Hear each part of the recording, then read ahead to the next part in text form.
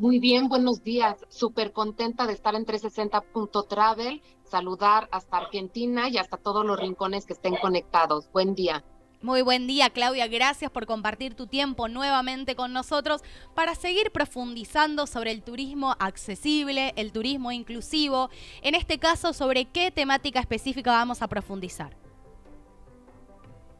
El día de hoy me gustaría platicar sobre los tipos de discapacidad y cuáles son los requerimientos de viaje de cada uno de los diferentes discapacidades, cómo es que viajan, cuáles son sus requerimientos para que puedan disfrutar al máximo de nuestros destinos.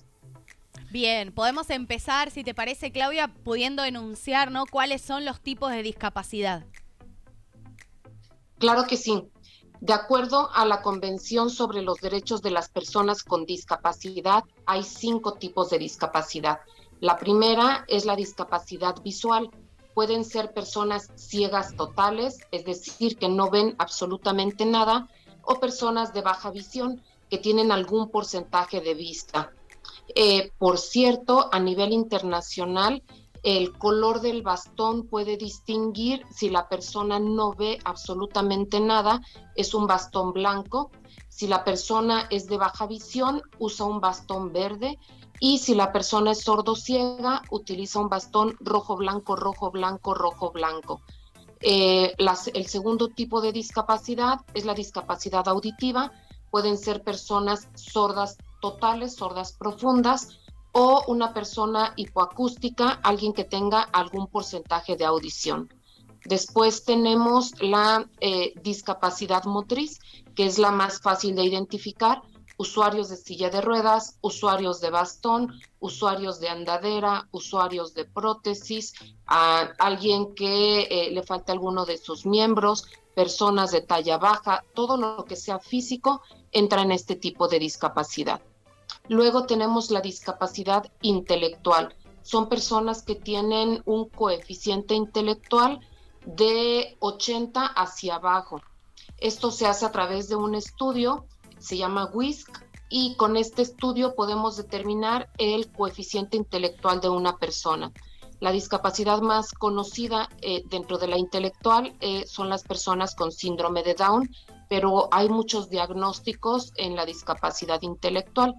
Y finalmente tenemos la discapacidad psicosocial, que son personas con algún diagnóstico como bipolaridad, esquizofrenia, Alzheimer, entre muchas otras, y que, bueno, lo hemos comentado que ahora con la pandemia está aumentando mucho la discapacidad psicosocial por estrés, que llega a que las personas tengan depresión profunda, entre algunos otros diagnósticos.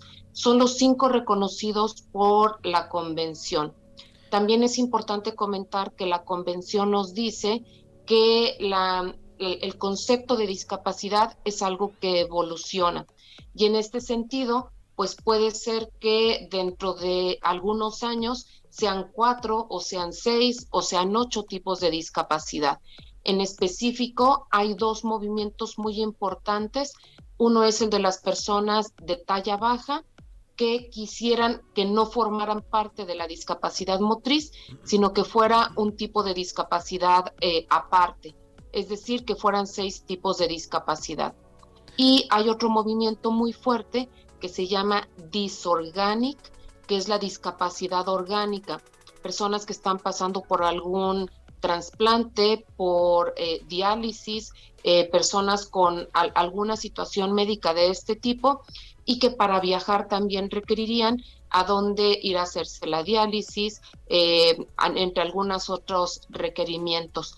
Probablemente más adelante pudieran formar parte. En este momento, para nosotros, la disorganic es una persona con requerimiento específico de viaje, pero más adelante pudiera ser también un tipo de discapacidad.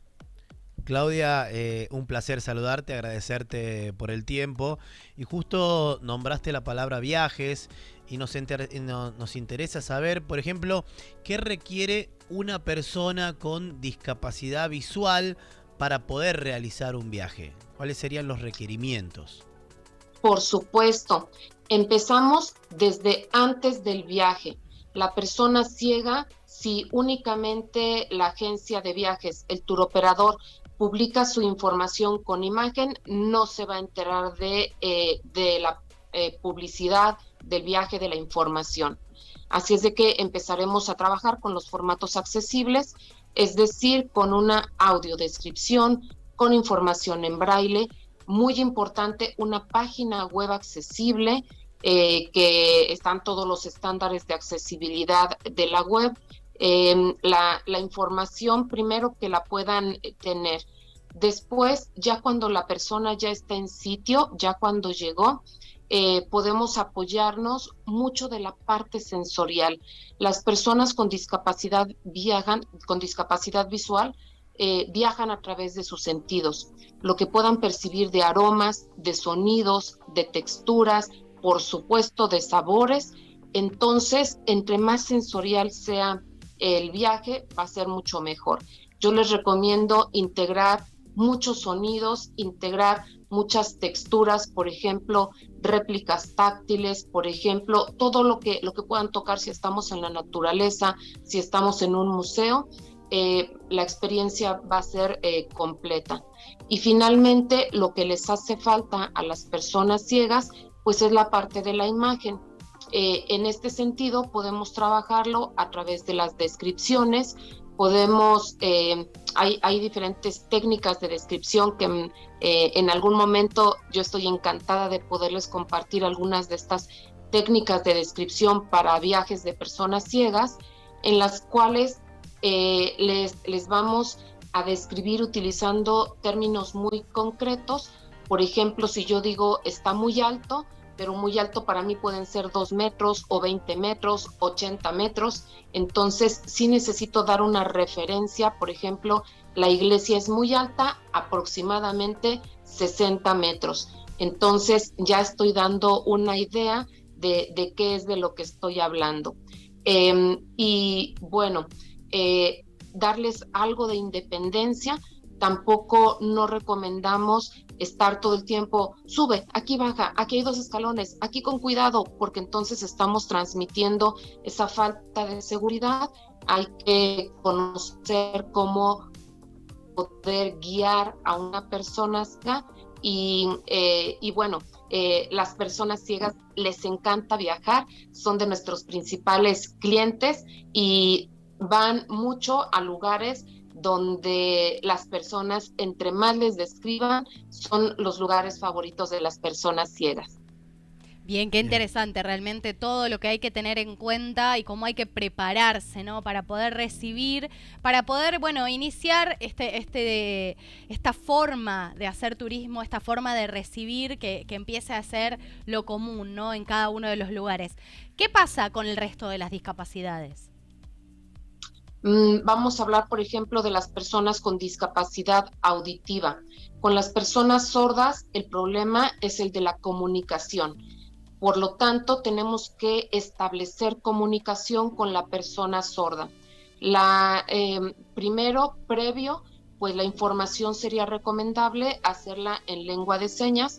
Hay que recordar que hay lengua de señas para cada país, lengua de señas mexicana, lengua de señas argentina, lengua de señas internacional, aunque la internacional, SSI, Sign System International, muy pocas personas sordas la conocen. Entonces, si voy a trabajar con turismo internacional, recomiendo el Sign System International, pero sabemos que no todas las personas sordas lo conocen. Si voy a recibir personas de Estados Unidos, pues entonces recomiendo aprender American Sign Language.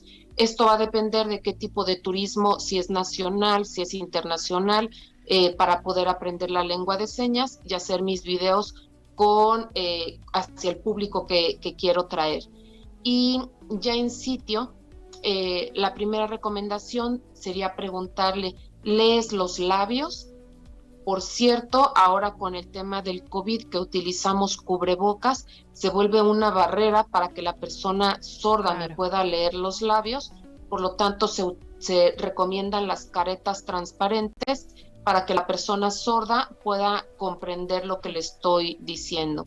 Si la persona sorda me dice que sí sabe leer los labios, la comunicación va a ser sumamente sencilla. Únicamente tengo que dirigirme de frente hacia la persona, no es necesario gritar, no es necesario hablar muy lento, no es necesario exagerar, simplemente con que estemos de frente y no traer nada adentro de la boca, chicles, una paleta.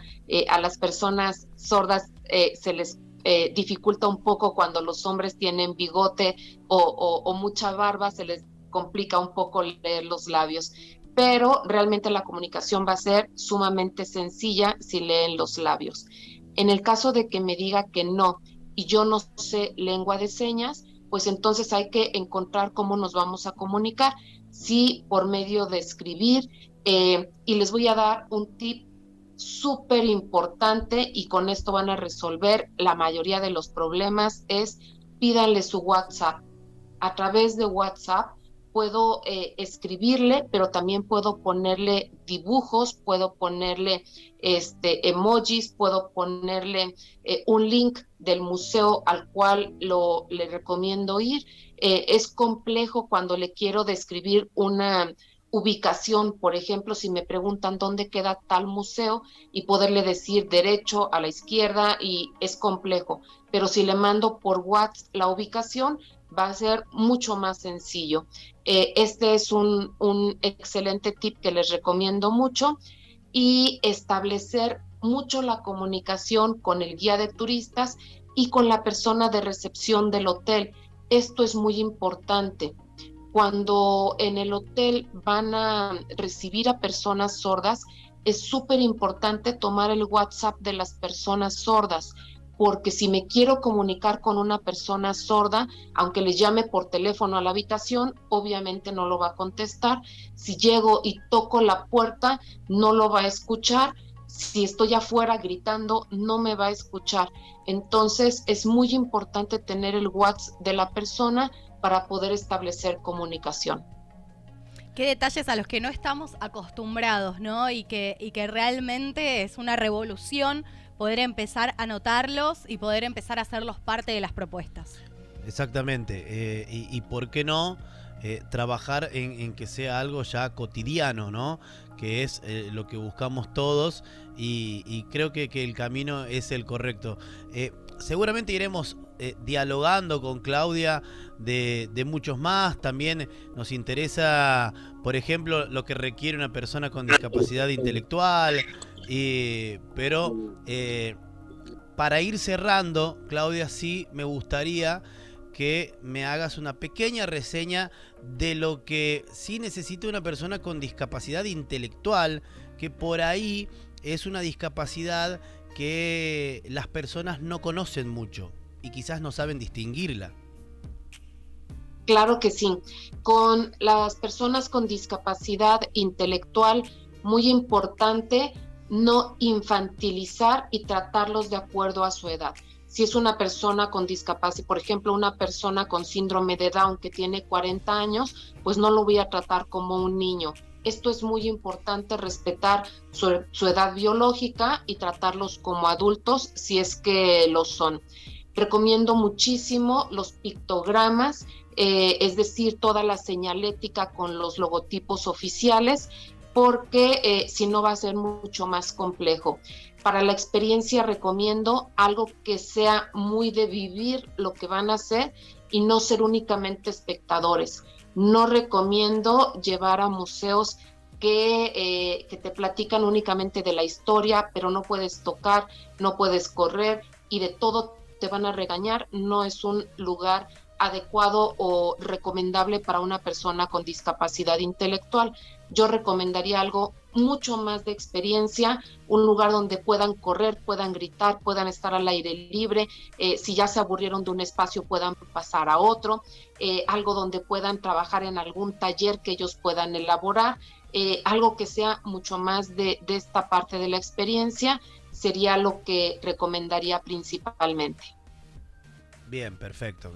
Nos queda totalmente claro. Claudia, agradecerte el tiempo. Sabemos que tenés una ocupación que te lleva mucho tiempo, pero somos muy agradecidos de poder tenerte unos minutos en 360.travel dialogando de estos temas verdaderamente importantes, no solo para el turismo, sino para la vida cotidiana. Así que te agradecemos el contacto. Muchísimas gracias y bueno, yo súper agradecida con 360.travel de poder transmitir que el turismo es un derecho y cómo nos debemos de preparar para que todos puedan ejercer su derecho.